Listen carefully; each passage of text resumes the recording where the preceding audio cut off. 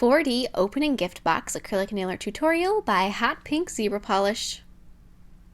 Hi everyone, in today's video I'm going to be doing a cute little gift box that opens up. So you take the nail and there's a little magnet on the side so it won't just fly open and closed all over the place, but you can open it and then inside there's a little teddy bear. However, I also thought of doing like maybe a puppy or a kitten inside.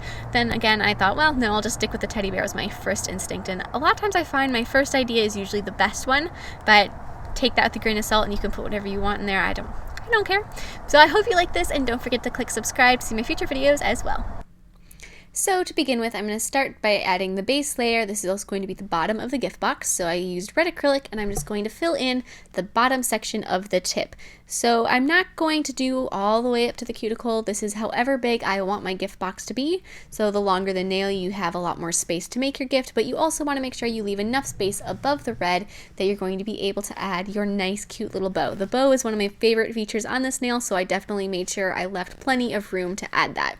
So then with some silver acrylic, and this is extremely glittery silver acrylic, I'm going to be filling in that top section that we left blank, not blank, but empty, and just adding that all the way up.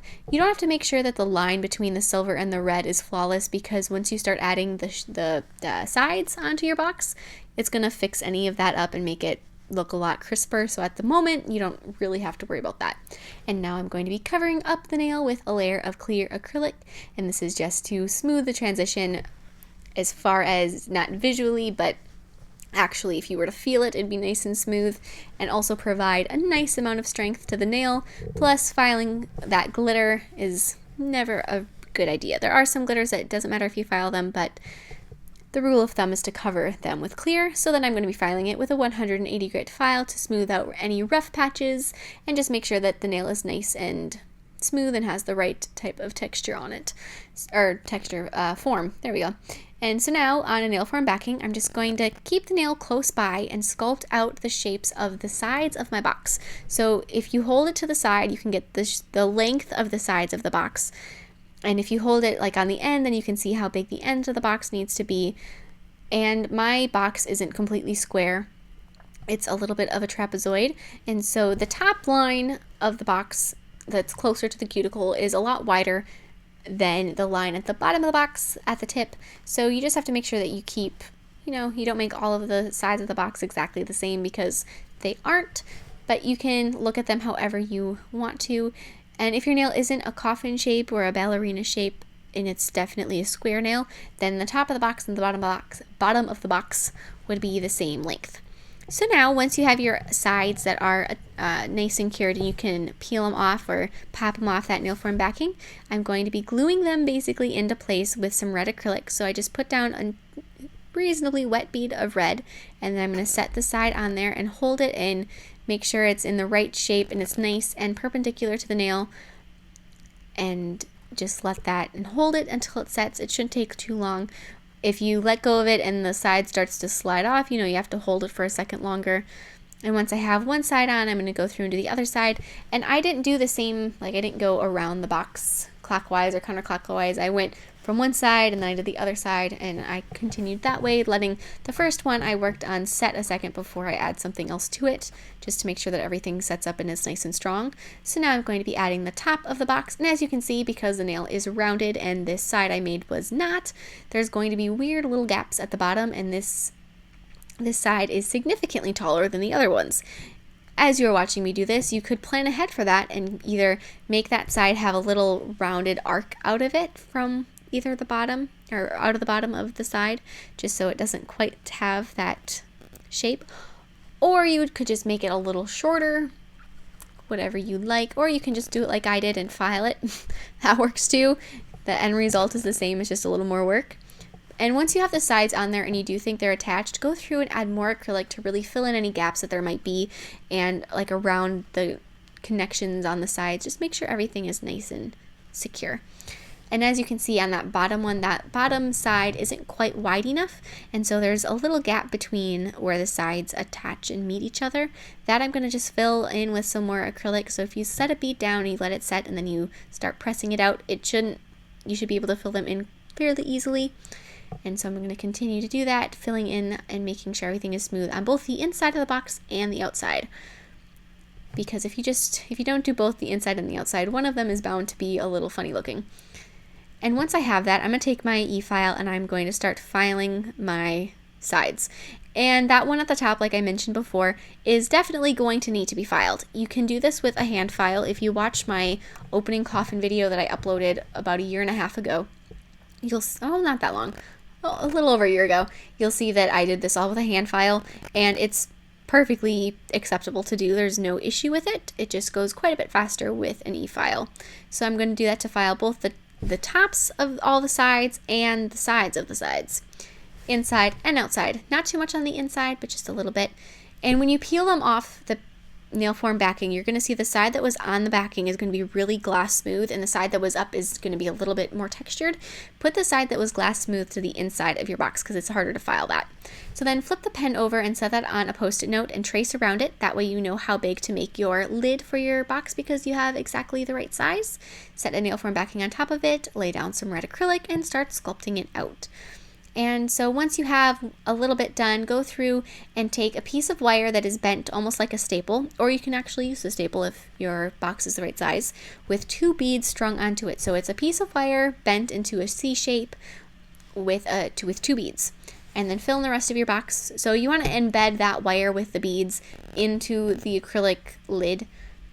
That way it's all attached and it's going to hide all of those little wire bits that are inside so you don't see them, and it's going to be nice and strong that way too. Making sure that you don't get any acrylic on your beads. So hold that on the nail where you want to be and then bend the wire down so it sort of gets a little closer to the side of your box, and then glue your beads to the side of the box with some nail glue, making sure you don't get any glue on your wire, and then secure them with some red acrylic. Once again, making sure you don't get any of that acrylic onto the beads. So you don't want the wire to be glued to the box, but you do want the beads to be glued, if that hopefully makes sense. And then using some green acrylic, I am going to be just filling in the ribbons. So for the ribbon, I'm using acrylic, and this is a little tedious. And if you don't want to do it this way, I completely understand. You could do it with acrylic paint or with gel polish or gel paint or something instead, and that would be quite a bit easier, and it wouldn't have the dimensional quality, which for the ribbon I don't think is necessary. However, on the side of the box, over on the opposite side from the hinge, you would have had to attach magnets previously, or just attach them with red acrylic and then paint over them with whatever paint it is you're using to paint the ribbon on. And the other downfall of doing it with paint instead of with the acrylic is that the bow that's going on top of the box would not match perfectly. If you're using the same color of acrylic for everything, you know it's going to match, but if you use acrylic paint for something and then acrylic for something else, then it's not going to match exactly. You can get it pretty close depending on how good you are at mixing paint, but it won't ever be quite perfect. And so just something to keep in mind. It's food for thought. Which method you think is going to be easier for you? I decided just to go with the acrylic just so that it matched perfectly. But like I said, it is a little bit tedious and time consuming and all that jazz. So then as I'm working on this last side over here, this is where you're going to add the magnet. So place down the acrylic and then add the magnet in. And you want the magnet to be kind of on its side so that the width of it goes up. So that the circle part, because it's a disc magnet, if you open up the box, it looks like a circle. So otherwise it would just look like a little stripe because it would be the side of it. So you want to see the top when you open the box. So then once you have that pretty much in place and you know the magnet's attached firmly, add another magnet on top of it and attach the top magnet to your lid. So the bottom magnet is attached to the base of the box and the top magnet is attached to the lid. And as you're attaching them, wait until the acrylic is really set before you try opening, or you might pull the magnets out of the acrylic. So just set them on there and then wait. Be patient before you open the box again. On a nail form backing, once again, I placed down 2 beads of that same green that I have been using here for the ribbons, and I'm going to form them into little diamond shapes. And so I'm just going to pat them out, trying to keep them really nice and thin. They don't have to be exactly the same shape as each other, but close to the same size is ideal. And then once they start to turn matte, which depending on how much you've patted them and how much monomer you've added, might be a second. But then once they can, you want to fold them in half and then sort of pull up the sides a little bit to create half a bow. And then do that for the other one, so fold it in half. Use the tip of your brush to sort of push in on the center to make sure that it stays folded, and then just adjust it like so. And then place a bead of that nice green on the top of your box. put one of your sides down, then grab the other one and lay it on the other side like that to add your bow, and then take another bead of your bright green acrylic and set that right in the center just for the closure or the middle of your ribbon bow. So open your box now, it should be set enough, and you are going to sculpt whatever you want inside. For me, it's going to be a teddy bear. I added a circle of bronze acrylic for his head and then an oval for his body, and then to add his arms I just set a little or a smaller bead down right about where I want the paw to be, and then pulled it up towards his body and connected it right about the same area where his head touches his body.